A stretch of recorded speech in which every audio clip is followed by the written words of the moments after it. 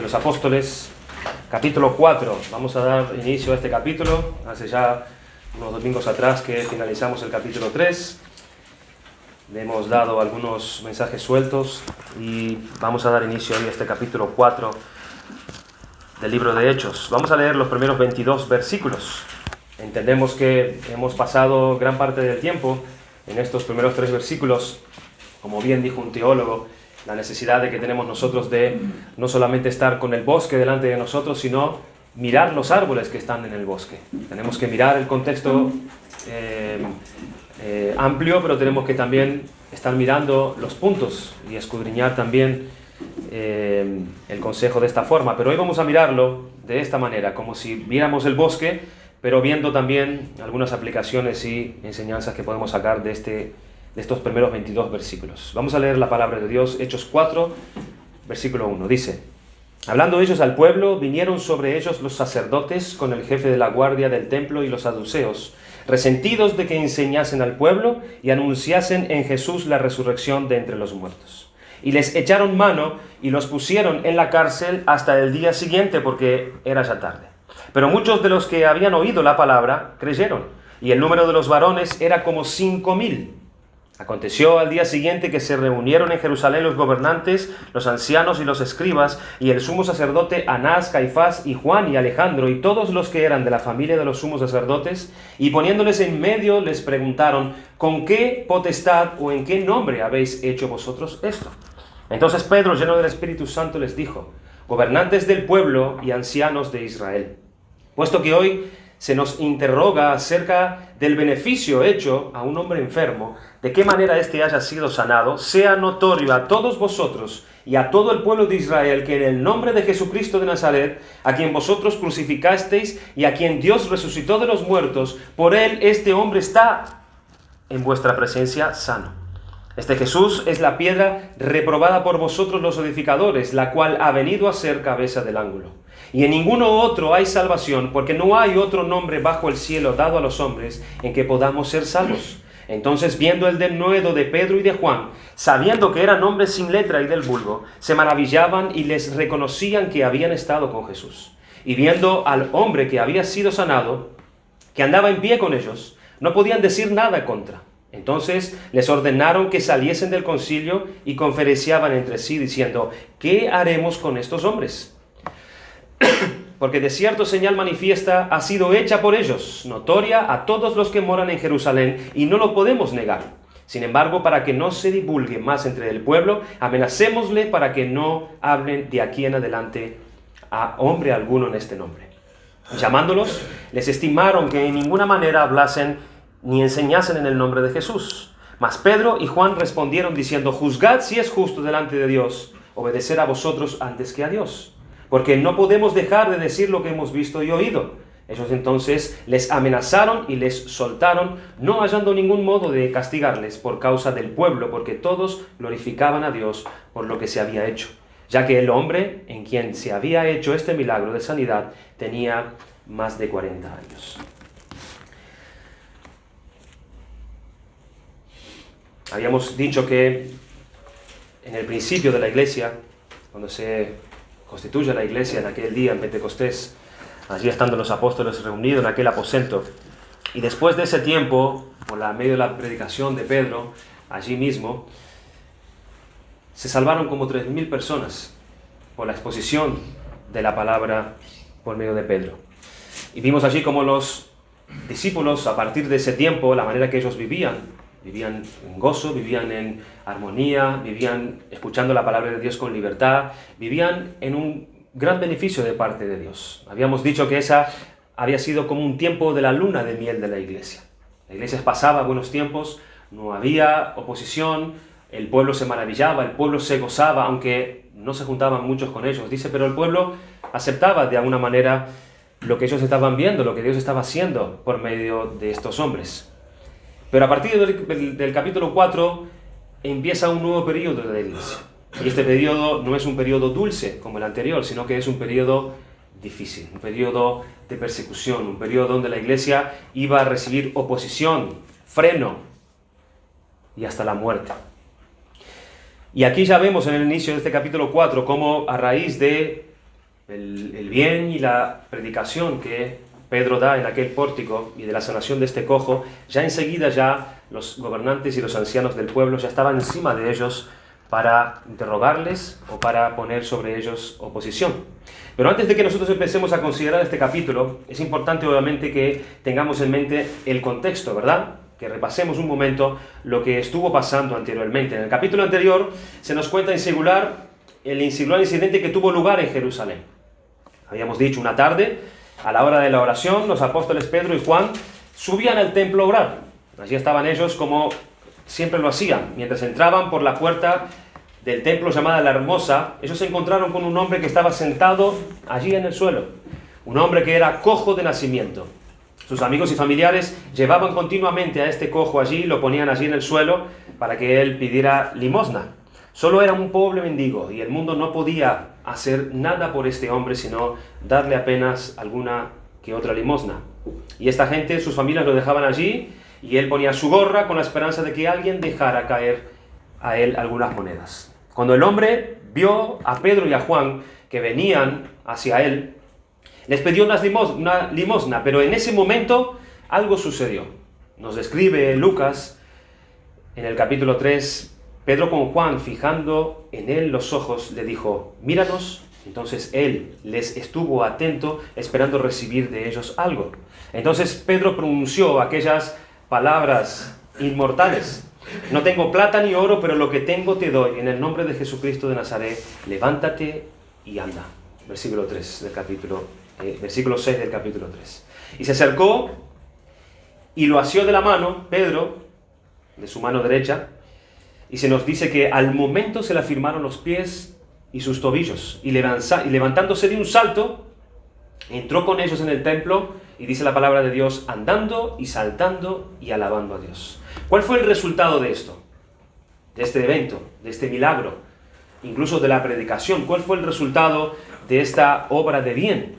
El resultado fue que se juntó una gran multitud.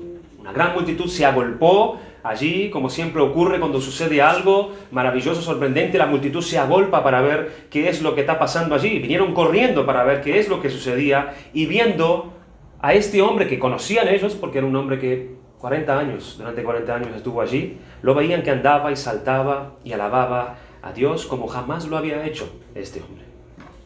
Después miraron a los hombres que habían hecho esto, y Pedro, al verlos mirando a ellos con asombro, Pedro comenzó a predicarles que no era por medio de ellos, ni el poder de ellos, ni por virtud en ellos, que había sucedido tal cosa.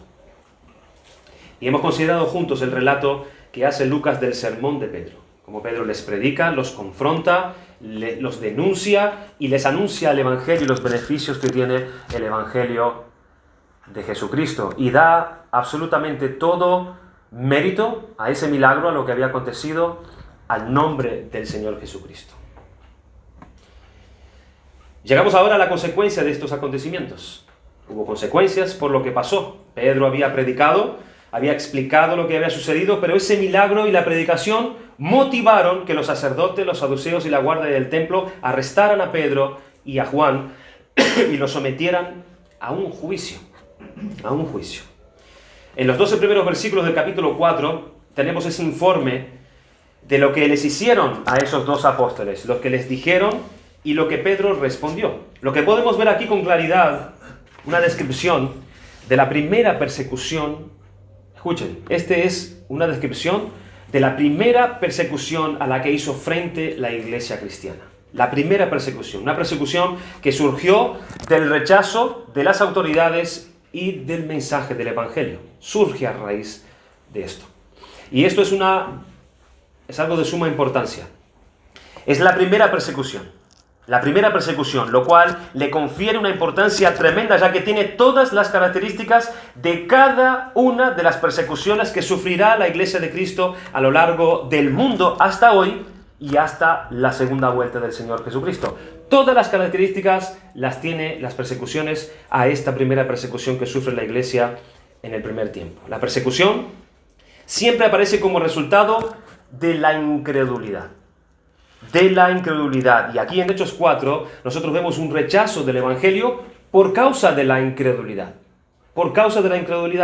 En esta historia se nos ofrecen las características y los elementos de la incredulidad, puesto que lo que está constatado aquí da cuenta exacta de la incredulidad que tanto caracteriza a todos los hombres, tanto en esos tiempos como en nuestros días. Evidentemente, nosotros debemos ser conscientes de que, en otro sentido, esta incredulidad no es nada sorprendente. No es algo que nos debiera sorprender la incredulidad del hombre, porque lo que le sucedió aquí a estos apóstoles fue simplemente una repetición de lo que ya venía estando ocurriendo a nuestro bendito Señor mismo. Si nosotros leemos los 4 evangelios, nosotros encontramos la misma sorprendente respuesta y acción de aquellos que escuchaban las palabras de Cristo. Vemos al Hijo de Dios, vemos lo que Él hizo, escuchamos lo que Él dijo y sin embargo vemos la antipatía que despertó en las personas, la oposición, la amargura y el rechazo ante las palabras y los hechos de este hombre. Y al final de todo ello fue que los líderes y la multitud se unieron en un clamor al final de su vida diciendo: fuera con este, crucifíquenle, crucifíquenle, y lo mataron. Eso es lo que le hicieron al Señor.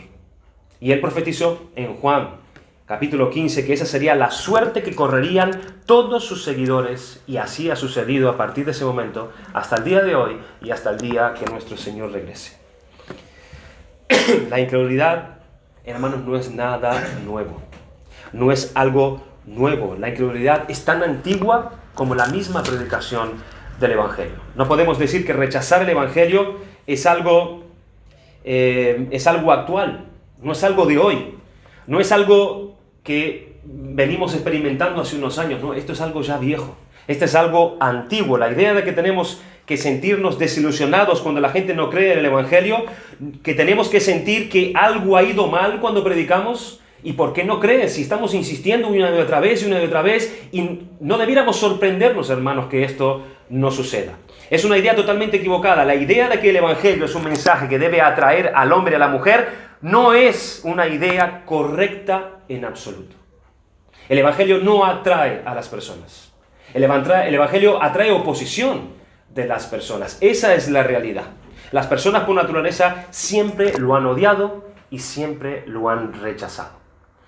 Quítate la idea de la cabeza que cuando tú predicas el Evangelio, lo normal es que lo reciban. Lo normal es que lo rechacen. Que lo rechacen y que lo rechacen. Pero al hacerlo, eso no se dan cuenta que están demostrando la verdad del Evangelio y la predicación misma de nuestro Señor. Y el drama es que el mundo no es consciente de que al rechazar este mensaje, ellos están rechazando el único mensaje que puede salvar sus almas. Ellos no son conscientes de eso. El mundo actual se cree inteligente al rechazar el cristianismo, al rechazar el Evangelio. La tragedia más grande que existe en el mundo no es la bomba atómica.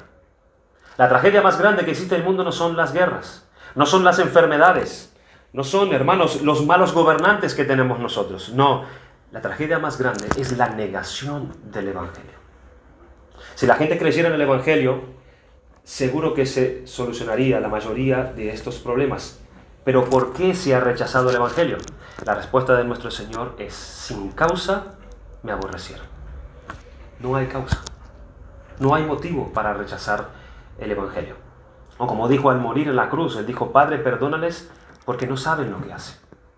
No saben lo que hacen cuando rechazan al Hijo que tú has enviado. Vamos a considerar el caso de estas personas de Jerusalén que persiguieron a los apóstoles. La primera persecución en la extensa historia que tiene la iglesia cristiana. Vamos a tratar básicamente con la incredulidad. La incredulidad y la dureza del corazón en respuesta al Evangelio de Jesucristo. Y en cuanto a esto, todos necesitamos continuamente de la gracia de Dios. No mires a estos hombres y no creas que tú también no estás incluido allí. Todos necesitamos la gracia de Dios para que se nos sea quitada la incredulidad y la dureza de nuestro corazón. Y si alguien experimentó esto fue el rey David, en el caso con el profeta Natán. David había cometido un acto terrible. No obstante, él no era consciente de ello. No lo era. Así pues, Natán inventó una historia que ilustraba al mismo pecado que cometió David, aunque valiéndose de una situación o una historia diferente, una especie de parábola. Entonces dijo Natán: ahora me gustaría que emitieras un juicio sobre esto. Después que él le da la historia, ahora David, yo quiero que tú emitas un juicio sobre lo que tú acabas de escuchar. Y David, encendido de una justa indignación, porque su indignación era justa, condenó al hombre que había cometido tal acto. Lo condenó justamente. Entonces Natán miró a David y dijo: tú eres aquel hombre. Tú eres aquel hombre. David se había condenado a sí mismo al sacar ese juicio. Habiendo sido capaz de ver el pecado en otra persona, no así ese mismo pecado, David no fue capaz de verse él en sí mismo. Y todos somos así, hermanos. Todos somos de esa manera. Y por esa razón nosotros deberíamos agradecerle a Dios los detalles históricos que Él nos dejó en su palabra para que nosotros no nos creamos diferentes, sino que nos veamos a todos incluidos en aquel tipo de corazón. Así que confío que a medida que meditemos sobre estos dirigentes de Jerusalén, nos asombremos y reconozcamos haber sido exactamente nosotros como ellos en otro tiempo y muchas veces también en este tiempo en nuestra vida cristiana. Dios quiera que mientras consideremos este objetivo, estas personas en esta historia, nosotros podemos ver algo también de nosotros mismos y de la terrible naturaleza de incredulidad que ha permanecido generación tras generación, que ya en este pasaje tan sumamente importante se nos da la clave del problema del hombre y de la mujer en nuestros días, que es la incredulidad y el rechazo al Evangelio. ¿Quiénes eran estos personajes? ¿Quiénes eran estas personas que da como una lista allí de unos cuantos de ellos? Dice que después de meter a Pedro y a Juan en la cárcel, dice el versículo 5, aconteció al día siguiente que se reunieron en Jerusalén los gobernantes, los ancianos y los escribas, y el sumo sacerdote Anás y Caifás y Juan y Alejandro y todos los que eran de la familia de los sumos sacerdotes. Dice al día siguiente, ya había venido la guardia del templo, ya lo habías echado mano sobre ellos y ya lo habían puesto en la cárcel. Pero al día siguiente dice que se presentaron estas personas. ¿Por qué al día siguiente? Como en el caso de Jesús, el cuerpo gobernante del Sanedrín apresuradamente se reunió en ese momento para el juicio, para emitir juicio contra el Señor. Pero por ley, el Sanedrín se reunía en el periodo entre los sacrificios de la mañana y los sacrificios de la tarde. O sea, a partir de las 6 de la mañana hasta las 6 de la tarde, que era lo que duraba el día. Y el Sanedrín se guardaba y ya no hacían nada. Por eso dice aquí que, como ellos estaban predicando por la tarde, entre todo ese tumulto, entre toda la gente, entre todo el tiempo de la predicación que no sabemos, seguramente ya ha pasado después de las 6 de la tarde, o era ahí casi justo. Entonces cuando les echaron mano, ya no podían emitir juicio sobre ellos, había que esperar hasta el día siguiente porque se había dado las 6. Así estaban, gobernantes, ancianos y escriba. La membresía del Sanedrín estaba compuesta de 70 hombres, o más bien 71, que eran 70 ancianos y gobernantes, y uno que era el sumo sacerdote en ese tiempo. Aunque los ancianos eran respetados por sus consejeros, y los maestros por su conocimiento de la ley de Moisés, los líderes de este cuerpo gobernante eran los saduceos. Los saduceos eran lo que formaban el cuerpo del Sanedrín. Los saduceos con el sumo sacerdote sirviendo como el presidente de esa élite. En el juicio a Jesús, Caifás era el jefe del Sanedrín, y en el juicio de Pablo precedía el sumo sacerdote Ananías. Podemos verlo así en Hechos capítulo 23, versículo 2. Y en el juicio de Pedro y Juan, el sumo sacerdote y los miembros de su familia eran una figura eminente. Era una figura eminente. Toda la familia, dice Anás, el sumo sacerdote, y Caifás, Juan, Alejandro y todos los que eran de la familia de los sumos sacerdotes. Anás era una persona de mucha influencia, que pertenecía al partido de los saduceos y se aseguró que miembros de su familia continuaran sucediéndolo a él en ese puesto, lo que le permitió extender su poder y al mismo tiempo conservar su título de sumo sacerdote. 5 de sus hijos, de Anás, así como su yerno Caifás y un nieto, fueron sumos sacerdotes en intervalos sucesivos en su época. De esta manera la familia de Anás mantuvo y consolidó su poder en el Sanedrín durante años. Algo así pasa en el gobierno de muchos países, ¿verdad? Un monopolio. ¿Sí? Se monta una familia y generación tras generación los que ascienden siempre son de sus raíces. Pero nosotros vemos eso en nuestros ayuntamientos también. Si vemos siempre los que contratan allí, siempre son los que son cercanos a su familia. Su yerno Caifás ejerció el cargo por 18 años y después de él vino otro hijo, Juan o Jonatán, a quien se le siguió, el que nombran aquí un tal Alejandro. Y no se sabe nada más acerca ni de Juan ni de Alejandro en el resto de la Biblia. Y todos los que eran de la familia de los sumos sacerdotes, aquí estaban incluidos estos hombres. Estaban también los escribas. ¿Quiénes eran los escribas? Y esta es una buena descripción acerca de estos hombres. Los escribas en el antiguo Israel eran hombres sabios cuyo trabajo era estudiar la ley, transcribirla y escribirla comentarios de la misma. Ellos a veces eran contratados cuando se presentaba la necesidad de un documento escrito o cuando se requería una interpretación de un asunto jurídico. Esdras, por ejemplo, era un escriba diligente en la ley de Moisés. Allí lo vemos en Esdras capítulo 7, versículo 6. Los escribas tomaban seriamente su trabajo de preservar la escritura. Copias y copias y copias tras copias. No había una empresa fotocopiadora. Los hombres tenían que manualmente trasladar estas copias a otro papel en blanco exactamente como la estaban copiando. Copiaban y volvían a copiar la Biblia meticulosamente, incluso contando letras, contando espacios, para asegurarse de que cada copia fuese exactamente correcta a la primera. Podemos entonces, hermanos, nosotros agradecer a esos escribas judíos que escribieron las porciones del Antiguo Testamento y de la Biblia, y por eso nosotros tenemos en el día de hoy el Antiguo Testamento, por ejemplo. Pero sin embargo, a partir de un tiempo, los escribas iban más allá de la interpretación de las Escrituras. Y aquí viene la piedra de tropiezo. Y añadieron muchas tradiciones humanas a lo que Dios había dicho, o Dios estaba escrito en su palabra. Ellos se convirtieron en profesionales en explicar la letra de la ley, pero ignoraban en el espíritu que estaba detrás de ella. Las cosas empeoraron tanto que las regulaciones y las tradiciones que los escribas añadieron a la ley se consideraban más importantes que la propia ley. Esto dio lugar a muchos enfrentamientos entre Jesús, los fariseos y los escribas en su tiempo. Al inicio del Sermón del Monte, Jesús conmovió a su audiencia declarando que la justicia de los escribas no era suficiente para hacer que alguien llegara al cielo. Mateo capítulo 5, versículo 20.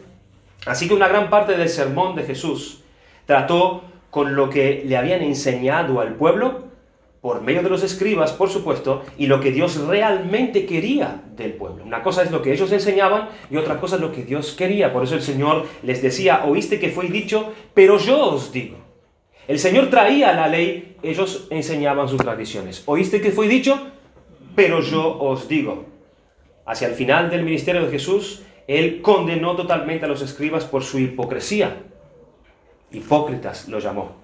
Ellos conocían la ley, la enseñaron a los demás, pero no la creían y mucho menos ellos la obedecían. Por eso el Señor Jesús les dice, porque si creyereis a Moisés, me creeríais a mí, porque de mí escribió él. Pero si no creéis a sus escritos, ¿cómo creeréis a mis palabras? Ellos no estaban ya familiarizados con las Escrituras. No conocían ya el espíritu de la ley de Moisés. En verdad, el propósito original de las Escrituras era conocer, era conocer, preservar la ley y alentar a otros a que la guardaran. Pero las cosas salieron muy mal cuando las tradiciones humanas eclipsaron la palabra de Dios y la pretensión de la santidad reemplazó una vida verdadera de piedad. Repito, la pretensión de santidad, el legalismo, reemplazó una vida verdadera de piedad. Los escribas, cuyo objetivo era conservar la palabra, realmente la anularon por las tradiciones que ellos habían transmitido. Vaya hombres, ¿verdad?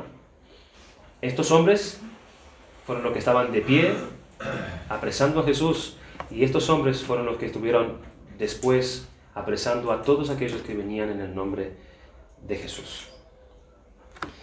Dice el versículo 7, y poniéndolos en medio, les empezaron a preguntar con qué potestad o con qué nombre hicieron esto. Pedro y Juan fueron llevados por los guardias del templo hasta el lugar donde se reunía el Sanedrín. No se sabe si el hombre que había sido sanado pasó la noche con los apóstoles en la cárcel, no se sabe, pero lo cierto es que este hombre estaba allí de pie, juntamente con Juan y con Pedro, en el día del juicio que sentenciaron a ellos. Estaba junto a los apóstoles este hombre. Allí pusieron a los tres en el centro de un semicírculo de asientos elevados. Así era el lugar donde tomaban juicio a los hombres. Los integrantes del tribunal, ellos se podían ver unos a otros porque era un semicírculo grande y ellos estaban allí en el medio. Ellos estaban sentados, pero los acusados tenían que permanecer de pie enfrentando a los gobernantes de la nación, quien desde esos asientos los miraban como desde arriba, como ellos allí abajo. Solo unas pocas semanas antes, el Sanedrín se había reunido en casa de Anás para llevar a cabo el juicio de Jesús, teniendo a Caifás como el oficial presidente del tribunal. Los líderes en el Sanedrín, ellos habían tratado de librarse de Jesús de Nazaret mediante la expedición de crucificarle, y así fue. Pero el nombre de Jesús vuelve a aparecer. Vuelve a aparecer el nombre de Jesús. Cuando sus discípulos lo usaron en la sanidad del paralítico, ellos preguntaron por cuál poder o en cuál nombre los apóstoles habían llevado a cabo el milagro de sanidad. En el griego el énfasis cae en el sustantivo vosotros. Vosotros, que es la última palabra de la frase, y por eso recibe allí en esa palabra toda la fuerza. Cuando ellos preguntaron ¿con qué potestad o en qué nombre habéis hecho vosotros? Había un sentido de acusación. Allí caía el peso de esa palabra, vosotros, sin importar realmente lo que estaba pasando, sin importar realmente mucho, vosotros. A los apóstoles se le habla como si con la complicidad del paralítico ellos hubiesen cometido un crimen. Así era la reacción de ellos. El tribunal está tratando de conocer los hechos del caso y ellos quieren conocer la fuente de poder de los apóstoles para realizar milagros, incluso el nombre de la persona que invistió a los apóstoles con este poder. ¿En el nombre de quién? Nótese que ellos no cuestionan a los apóstoles sus derechos de enseñar en público. No les importaba quién había sido sus maestros. ¿No? ¿Quién le dio a ustedes autoridad? Muéstranos sus credenciales de rabinos. A ver. No es esa la intención de ellos. Tampoco preguntaron acerca de la doctrina de la resurrección que ellos mencionaron, lo que podía ser demasiado riesgoso en la presencia de los fariseos, quienes defendían la enseñanza de la resurrección de los muertos, cuando los saduceos no hacían tal cosa. En primer lugar, consideremos juntos lo que rechaza la incredulidad. ¿Qué es lo que rechaza la incredulidad en sí mismo? Primero, la incredulidad, hermanos, rechaza a los mensajeros. Rechaza a los mensajeros. Dice que les echaron mano a Pedro y a Juan y los pusieron en la cárcel hasta el día siguiente porque era ya tarde. Y se nos dice que al día siguiente los pusieron en medio para juzgarlo. Y comenzaron a interrogarles.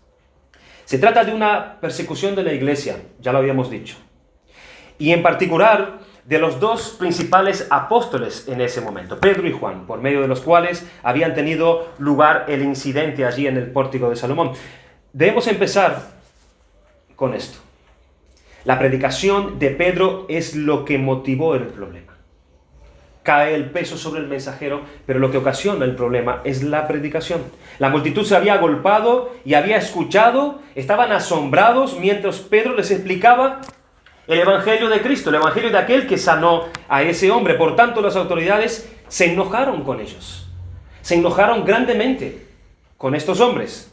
Y cualquier persona que rechace el mensaje del evangelio está también, de paso, rechazando a aquellos mensajeros a lo largo de los siglos y a lo largo de las edades. Ahora bien, ¿por qué hacemos hincapié en este punto? Es porque se nos dice en el versículo 13, entonces, viendo el denuedo de Pedro y de Juan, y sabiendo que eran hombres sin letra y del vulgo, se maravillaban y les reconocían que habían estado con Jesús. Pero es ahí, hermanos, donde entra esa contradicción. Ahí es donde está la ceguera de ellos. Ellos reconocían cosas, pero la ceguera y la incredulidad impedían. ¿Por qué arrestaron a Pedro y a Juan y los llevaron a prisión? ¿Por qué no permitieron que fuera su misma admiración y el asombro que ellos tenían de lo que estaba pasando los que lo condujeran a ellos hacia una forma de pensar claramente? Una forma lúcida, inevitable, una forma lógica. ¿Por qué esto no llevó a ellos a tener conclusiones lógicas? ¿Por qué no se preguntaron qué hace que estos hombres sean así? ¿De dónde viene esto? ¿Qué poder está detrás de estos hombres que a nosotros se nos escapa? ¿Qué es todo esto? Ese es siempre el problema de la incredulidad. Siempre. Desconoce cómo pensar y este es el resultado del prejuicio. No es por falta de pruebas, es incredulidad. Y luego viene el prejuicio.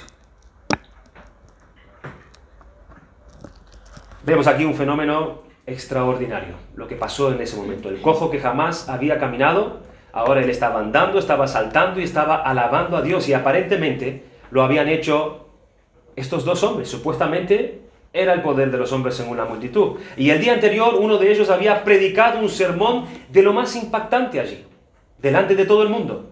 Y el pórtico de Salomón junto al templo fue el lugar del suceso. Sin embargo, las autoridades no comprendieron el asunto principal de lo que estaba pasando. ¿Quiénes eran Pedro y Juan? ¿Quiénes eran estos hombres? Eran tan solo unos pecadores. Eran hombres corrientes, sin letra, como ellos mismos reconocieron. No eran nadie estos hombres, no tenían estudios. Probablemente su discurso era algo vasto, carente de refinamiento y sofisticación, según lo que le importa a los dirigentes y a los hombres eruditos, ¿verdad?, de las autoridades, de cómo se tiene que hablar. No bastante. Aquí los tenemos en la cárcel. Estos dos hombres eran el motivo del revuelo de lo que estaba sucediendo. Ahora bien, el relato nos dice que los dirigentes perseguían una especie de poder, un nombre. Se dieron cuenta de ellos al observar el denuedo con el que hablaban Pedro y Juan. Aquí hay un poder detrás de esto. Versículo 13. ¿Por qué pues ellos no se preguntaron qué es este fenómeno tan extraordinario? ¿Por qué no se preguntaron en primer lugar cómo explicamos la predicación de este hombre? ¿Cómo explicamos este mensaje? En el relato se nos dice, entonces Pedro, lleno del Espíritu, les dijo, en el versículo 8, cuando un hombre está lleno del Espíritu de Dios, al predicar la palabra de Dios, eso se ve. Se ve y se nota. El poder es manifiesto por medio de las palabras de ese hombre, porque él está lleno del Espíritu de Dios. Y estos hombres lo notaron. Aun quienes no creen lo que el predicador dice, ellos saben que hay un poder allí. Sienten una realidad, una intensidad, una fuerza. Ellos sienten que hay algo que les está afectando a ellos por medio de esas palabras. Y sin duda alguna, estos gobernantes lo sintieron, por eso dice que se maravillaron. Habla de asombro, habla de wow. Sin embargo, no se pararon a pensar. No se dijeron a sí mismos, ¿qué es lo que hace que estos hombres sin letra e incultos prediquen de esta manera? ¿De dónde obtiene este entendimiento de las Escrituras estos hombres? ¿De dónde obtienen este poder y esta capacidad para analizar, para explicar, para introducir, ¿De dónde lo sacan? ¿De dónde obtienen esa convicción? Era un hecho conocido por todos que el día de Pentecostés, como consecuencia de esa misma predicación del apóstol Pedro, se había convertido 3.000 personas. Por una sola predicación se convirtieron 3.000 personas en un mismo momento y se añadieron a la iglesia ese día esa cantidad de personas. Ahora bien, en aquellos días no se invitaban a la gente a pasar al frente al final de la predicación. Eso no era la costumbre. No se manejaban las cosas de esta manera. Lo que ocurrió fue simplemente que 3.000 personas fueron verdaderamente transformadas y todos los que estaban allí fueron conscientes de ello. Fueron conscientes. Ahora bien, convertirse en cristiano no era lo más recomendable en esta época, porque ser perseguido no era lo que nadie quería. Te podían expulsar de casa, te podían borrar tu nombre de los documentos, de los libros de las familias de ellos. Los judíos odiaban el mensaje cristiano, sin embargo, fueron 3.000 los convertidos y los que se añadieron a la iglesia. Se nos dice también que estas personas perseveraban en la doctrina de los apóstoles, en la comunión los unos con los otros, en el partimiento del pan y en las oraciones. Estaban juntos cada día, viviendo para todo esto y de esta manera. Lo que es más, el número de convertidos se incrementó. Se añadieron 2000 personas más como resultado del sermón de Pedro en ese pórtico de Salomón, en el pórtico de ese templo, junto a ese hombre que Pedro había sanado. Eran 5000 personas las que estaban declarando la gloria y la bondad y la misericordia de Dios. ¿Por qué las autoridades no se dijeron a sí mismas al considerar todo esto? ¿Qué es lo que hace que estos hombres ignorantes e iletrados hablen de un modo que miles de personas sean transformadas completamente? ¿Qué es lo que hace que por medio de estos hombres estas personas están siendo transformadas realmente de esta manera, con una nueva vida, un nuevo entendimiento, de tal manera que están llenos de gozo, alabando a Dios y buscando el favor de Dios? No se preguntaron eso. Estaba ahí delante de ellos la evidencia. No lo hicieron. Llevadlos a la cárcel, fue lo que dijeron. Llevadlos a la cárcel. ¿Y por qué estos dirigentes no plantearon las mismas preguntas en relación con el milagro? Allí estaba el milagro delante de ellos también. El milagro era un hecho y ellos no podían obviarlo. Dice el versículo 14, y viendo al hombre que había sido sanado, que estaba en pie con ellos, no podían decir nada en contra. La palabra nos describe lo que había en el corazón y en la mente de ellos. Ellos no podían decir nada. Estaban convencidos que lo que había pasado allí con ese hombre era notorio. Si hubieran podido justificarlo, lo habrían hecho. Sin embargo, allí estaba el hombre, de pie, frente a ellos. Ya no estaba arrastrado durante 40 años en el pórtico. Estaba allí de pie, delante de ellos. Un gran testimonio. Ahí estaba la evidencia, el hecho, y arrojar a los discípulos a la cárcel no cambiaría lo que había ocurrido. Pero ¿cuál fue su pregunta? ¿No preguntaron por el milagro? Como si este tipo de milagro estuviese ocurriendo todo el tiempo en Jerusalén. No preguntaron por el milagro. No reaccionaron correctamente al ver cómo hombres ignorantes, pescadores, hablaban así con tanto poder, con tanta capacidad, con tanto denuedo. No preguntaron acerca de eso. O de ver cuántas vidas estaban siendo transformados. Sino, con el permiso de quién habéis hecho vosotros esto. ¿Con qué potestad o en qué nombre habéis hecho vosotros esto? Vaya dureza de corazón. Vaya incredulidad de estos hombres. Pero la incredulidad lo que no suele hacer es afrontar los hechos. La incredulidad no afronta los hechos, sino que la incredulidad lo desestima. Lo desestima, lo desacredita. Y dice, el cristianismo y el evangelio no tienen nada que ofrecer. Desechémoslo. Mandémosle a prisión. Sáquenlo por la puerta de atrás. Y que ahí termine todo. Estos gobernantes no le han dado una explicación. Ellos no han respondido. No han dado una razón para ello, para lo que ellos estaban mirando. Pero sí se pueden deshacer de los mensajeros, pero no de los hechos. No podrían deshacer de los hechos ocurridos. No pueden deshacerse de la verdad de lo que estaban pasando. Podían encarcelar a los mensajeros. Eso lo podían rechazar, pero la verdad no la podían deshacer. Y nosotros en nuestros días somos tan culpables de eludir los hechos como lo fueron aquellos dirigentes de Jerusalén. Hace tanto tiempo. Despreciar el evangelio hoy en día es lo más razonable que el hombre puede hacer. ¿No es así? La gente dice, ¿cómo? ¿Hay gente que aún cree en esas cosas? Yo he escuchado eso al predicar el evangelio. ¿Tú crees en esas cosas de verdad? Eso es lo que se pregunta. ¿Aún hay gente que cree en esas cosas? ¡Qué increíble! A la luz de todo nuestro conocimiento y nuestra ciencia actual, es ridículo. Es ridículo. Nadie con un mínimo de inteligencia o de estudios cree ya semejante cosa. Mándenlos a la cárcel. a la cárcel. Desháganse de esos testigos. Desháganse ya de esos mensajeros. Esa es la actitud. Pero después, una vez rechazados sus mensajeros, los dirigentes de Jerusalén rechazaron el mensaje. Rechazaron los mensajeros, había evidencia de sobra, y luego rechazan el mensaje. ¿Qué mensaje rechazaron? ¿Cuál es este mensaje cristiano? ¿Cuál es este evangelio que ellos rechazaron? Pedro dice, en el versículo 10, sea notorio a todos vosotros y a todo el pueblo de Israel que en el nombre de Jesucristo de Nazaret, a quien vosotros crucificasteis y a quien Dios resucitó de los muertos, por él este hombre está en vuestra presencia sano.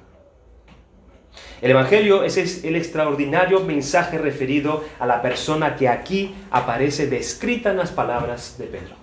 Jesucristo de Nazaret. ¿Quién era este hombre? ¿Quién era este? Este era nada más y nada menos que el Hijo Santo de Dios. Y Él es la única esperanza para este mundo y reside en el hecho de que Dios se preocupa por el mundo al haberlo enviado a su Hijo al mismo. Eso es lo que los apóstoles estaban predicando y eso es lo que las autoridades estaban rechazando.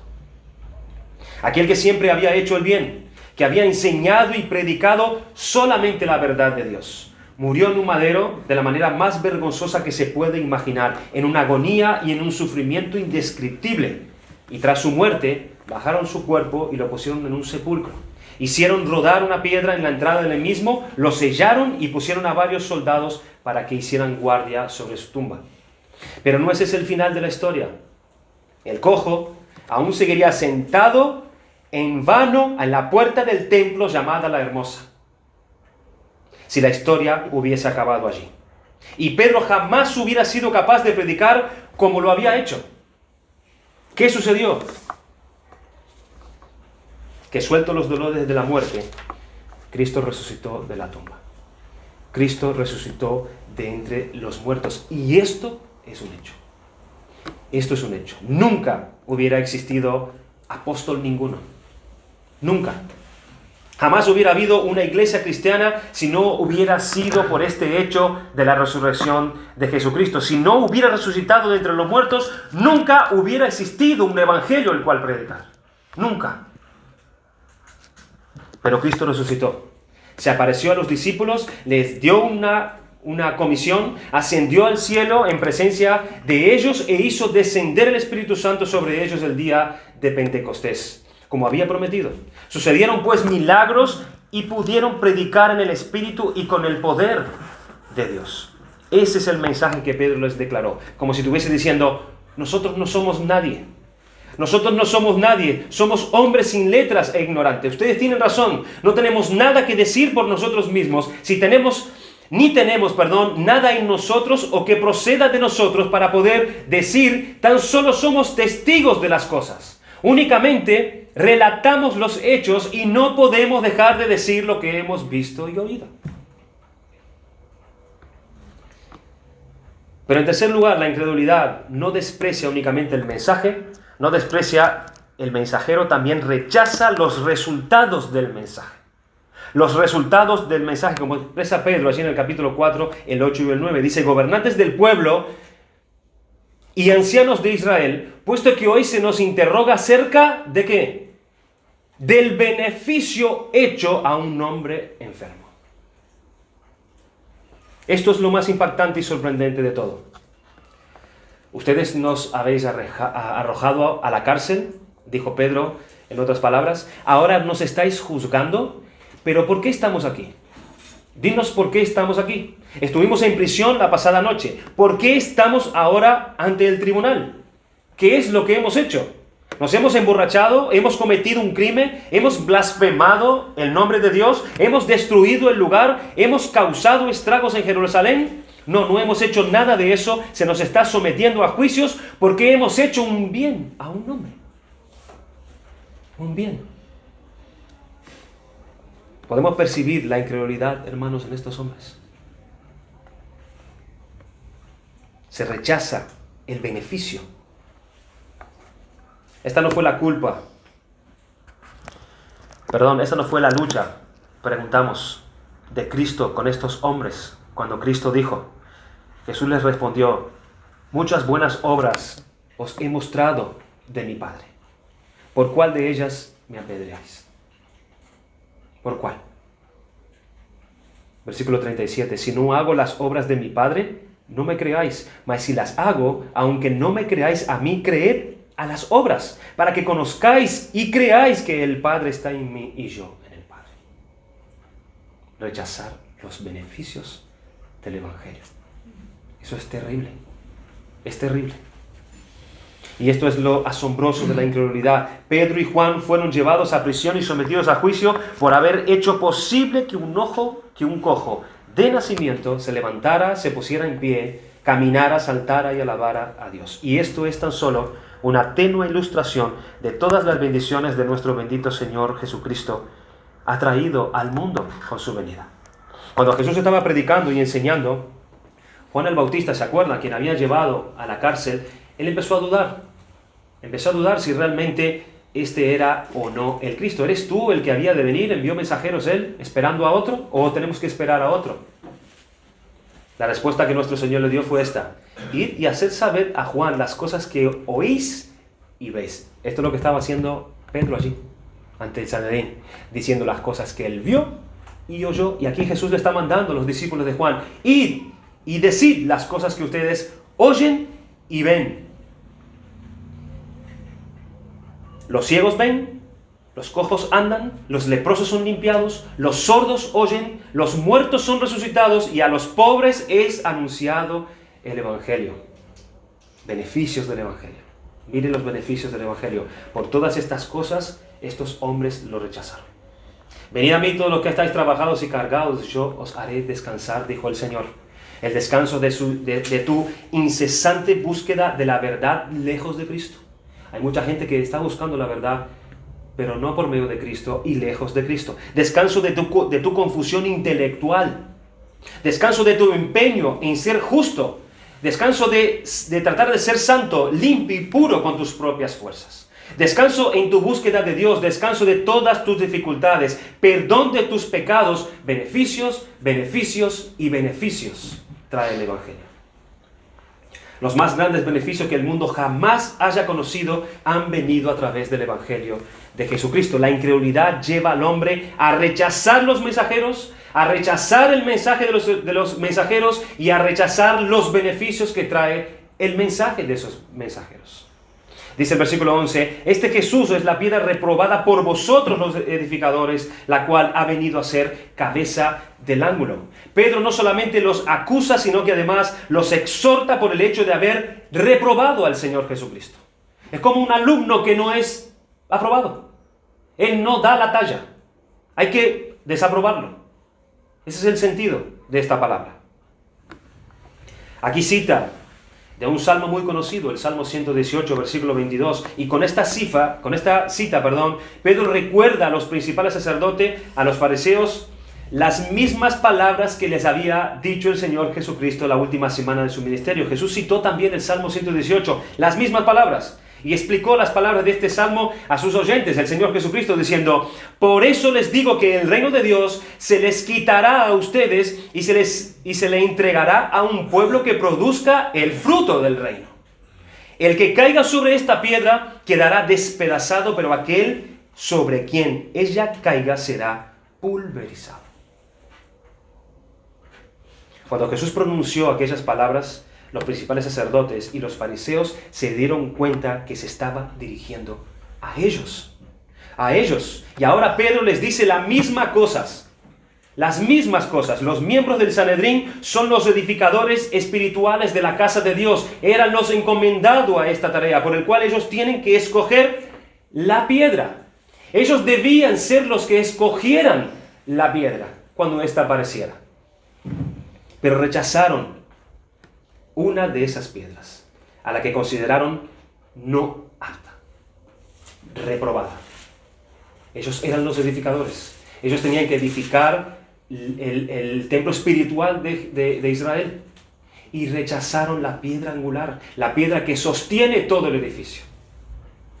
No apta, reprobada. Pero Dios, quien es el arquitecto, toma esta misma piedra y la hace la piedra del ángulo del edificio. La cita de este salmo es una gráfica ilustrativa de Jesucristo, quien tal como Pedro le dice en su epístola de 1 Pedro, piedra viva, desechada ciertamente por los hombres, mas para Dios escogida y preciosa. La piedra que ellos rechazaron, para Dios era la piedra. En consecuencia, los sanedristas no pueden esquivar el poder y el nombre de Jesús, porque la salvación se encuentra solamente en Él, que son las palabras de Pedro a continuación, cuando él dice, y en ningún otro hay salvación, porque no hay otro nombre bajo el cielo dado a los hombres en que podamos ser salvos. En ningún otro hay salvación, dice Pedro. El Sanedrín, cuyo trabajo consiste en mostrar al pueblo de Israel el camino de la salvación, lo que ellos estaban haciendo es diciéndoles que realicen obras que quizás ellos podrían alcanzar la salvación. Pero Pedro, en cambio, predica que la salvación se puede obtener únicamente y exclusivamente a través del nombre de Jesucristo. Ellos deben entender que el bienestar espiritual incluye el perdón de los pecados y una relación restaurada, real, con Dios solamente por medio de Jesucristo y nadie más. Y nadie más. Él dice el nombre. No hay otro nombre bajo el cielo dado a los hombres. Es como si Pedro se quedó con aquellas palabras del Señor Jesucristo cuando dijo de sí mismo, yo soy el camino, yo soy la verdad y yo soy la vida. Nadie viene al Padre si no es por mí. Si no es por mí. Cuando Pedro dice que debajo del cielo no hay otro nombre que el nombre de Jesús, él se está refiriendo que en ninguna parte del mundo podría el hombre encontrar otro nombre, es decir, otra persona que ofrezca la salvación que Dios provee. En ningún lado del mundo. Por eso él dice, bajo el cielo. No hay nadie en este mundo en el cual nosotros podamos ser salvos. Otras religiones, aparte del cristianismo, fallan porque ofrecen la salvación por medio de obras y no por gracia. El nombre de Jesús ha sido dado a los hombres por el propio Dios para mostrar que la salvación tiene su origen precisamente en Él, cuando Él envió a su ángel para decir, y dará a luz un hijo y llamará su nombre Jesús, porque Él salvará a su pueblo de sus pecados. Yo creo que nadie debería llevar ese nombre. Nadie debería llamarse así, sino solo aquel que cumple el destino de ese nombre. Y al no haber otro nombre bajo el cielo dado a los hombres, significa que el hombre, escuchen esto, al no haber ningún otro nombre bajo el cielo dado a los hombres, significa que el hombre está bajo la obligación moral de responder al llamado de creer en Jesucristo y así ganar su salvación. Está bajo la responsabilidad moral de responder a este mensaje. ¿Por qué? Porque él no tiene ninguna otra posibilidad de alcanzar la salvación sino es a través del Hijo de Dios. No hay otro nombre bajo el cielo dado a los hombres. No hay otro. Es tu responsabilidad responder al único, al apto por Dios. El versículo 13 dice, entonces viendo el denuedo de Pedro y de Juan, y sabiendo que eran hombres sin letra del vulgo, se maravillaban y les reconocían que habían estado con Jesús.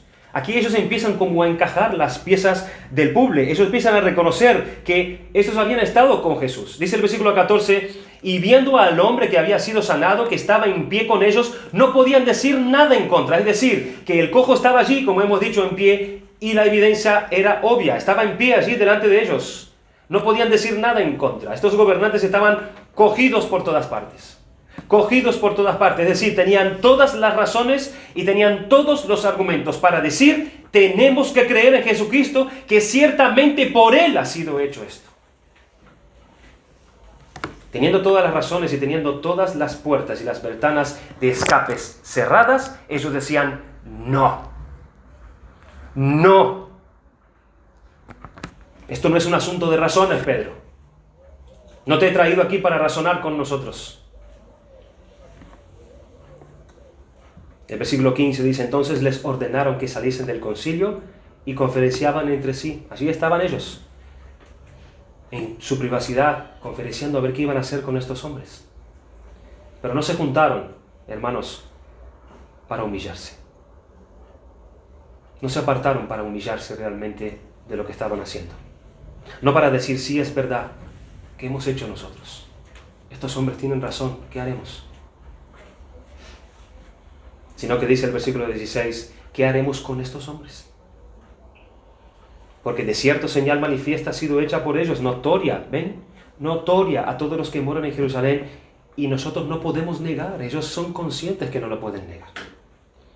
Sin embargo, para que no se divulgue más entre el pueblo, amenacémosle para que no hablen aquí en adelante a hombre alguno en este nombre. ¿Vemos la dureza del corazón? ¿Hasta dónde llega la dureza del corazón del hombre con tanta evidencia delante de sí? No es cuestión de datos, no es cuestión de darles todos los argumentos en base a lo que ya conocen. Ese corazón puede ver, ese corazón puede oír, puede presentarles todas las razones para que diga, sí, es verdad, yo tengo que creer, yo debo creer. Pero no es así, no es así, porque es una obra de la gracia de Dios, hermanos. Es una obra de la gracia de Dios. Lo natural es que el hombre rechace el Evangelio una y otra vez, y no deberíamos sorprendernos.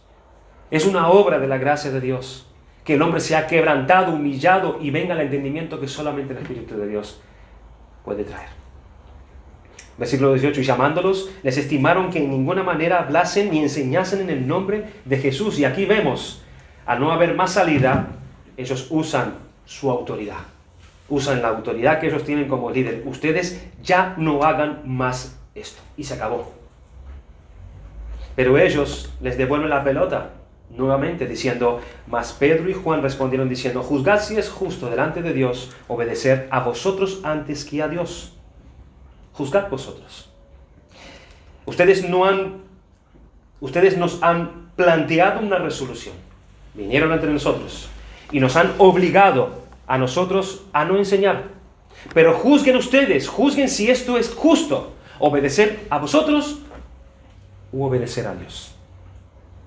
El versículo 20 dice, porque no podemos dejar de decir lo que hemos visto y oído. Ellos entonces les amenazaron y les soltaron, no hallando ningún modo de castigarles por causa del pueblo, porque todos glorificaban a Dios por lo que se había hecho. Versículo 22, ya que el hombre en quien se había hecho este milagro de sanidad tenía más de 40 años. Ya termino, hermanos. Aquí está entonces la resolución de todo esto. Los intimaron y los amenazaron, pero ellos entonces le plantearon la cuestión. Ellos dijeron, ¿es correcto que nosotros obedezcamos a Dios antes que a vosotros? A ustedes, perdón, antes que a Dios. Ellos eran la autoridad suprema allí en el pueblo de Israel. Ellos eran la autoridad espiritual y la guía para el pueblo, pero los apóstoles temían más a Dios. Ellos temían más a Dios que a los hombres. Temían más a Dios que a los hombres. No podemos dejar de decir lo que hemos visto y lo que hemos oído. Esto es lo que se necesita, hermanos, para que el Evangelio avance. Esto es lo que se necesita para que el reino de Dios avance. Hombres y mujeres así, con el temor de Dios en sus corazones, porque sin eso, hermanos, ¿qué pasaría con el avance del reino de Dios? ¿Qué pasaría con el Evangelio sin hombres y mujeres así? ¿Qué sería del Evangelio? ¿Qué sería de nuestros hogares si se teme más al hombre que a Dios? Entre esposos, entre padres e hijos. Padres que temen más a sus hijos que a Dios. Esos padres que tienen miedo de lo que harán o de lo que dirán sus hijos y por lo tanto ellos no hacen lo que deben hacer, ni dicen a sus hijos lo que deben decirles. ¿Por qué? Porque ellos temen más a los hombres que a Dios. Hombres y mujeres que temen más a sus maridos y a sus esposas que a Dios. Y para no desagradar a mi esposa, puedo dejar a un lado el mandamiento de Dios a un lado. Hombres o mujeres que temen más a sus jefes que a Dios. Y se meten en negocios deshonestos, se meten en mentiras, se meten en cosas mal hechas, caen en ser partícipes de fraudes por temor a sus jefes antes que a Dios. Buscan agradarle más a ellos que a Dios. El temor del hombre es como un lazo. Es como un lazo, pero el temor de Dios es para vida. Obedecer a Dios antes que a los hombres, el tener mayor estima en el agradar a Dios y como más dominante el temor del rechazo de Dios que lo que piensan los que digan los hombres. No supeditar la voluntad de Dios para con nosotros al orar a lo que opinen los hombres, hermanos. Nosotros realmente damos gracias a Dios por hombres así. A lo largo de la historia, damos gracias a Dios por esos hombres. Y gracias por aquellos hombres que así llevaron a que el Evangelio creciera y a extenderse. Y no se detuvo. Hermanos, debemos hacer esto nosotros también. Tenemos que hacer esto nosotros también. Hubo muchos hombres que entregaron sus vidas por el Evangelio. Se enfrentaron a leones, se enfrentaron al fuego, fueron crucificados, fueron cortados al medio, fueron quemados en hogueras por el Evangelio. Y gracias a esos hombres, el reino de Dios ha avanzado hasta el día de hoy. Gracias al denuedo y la valentía y el temor que esos hombres tenían de Dios antes que a los hombres. Debemos hacer nosotros lo mismo. Eso es lo que nosotros necesitamos, tener mayor estima al agradar a Dios que a los hombres y no supeditar los mandamientos de Dios a los criterios de los hombres. Si Pedro y Juan hubieran hecho eso, considera qué hubiera pasado. ¿Qué hubiera pasado si Pedro no hubiese enfrentado a esos hombres? ¿Dónde estaban esos 3,000 convertidos? ¿O los otros 2,000? ¿O los que vinieron más adelante? ¿Dónde estarían?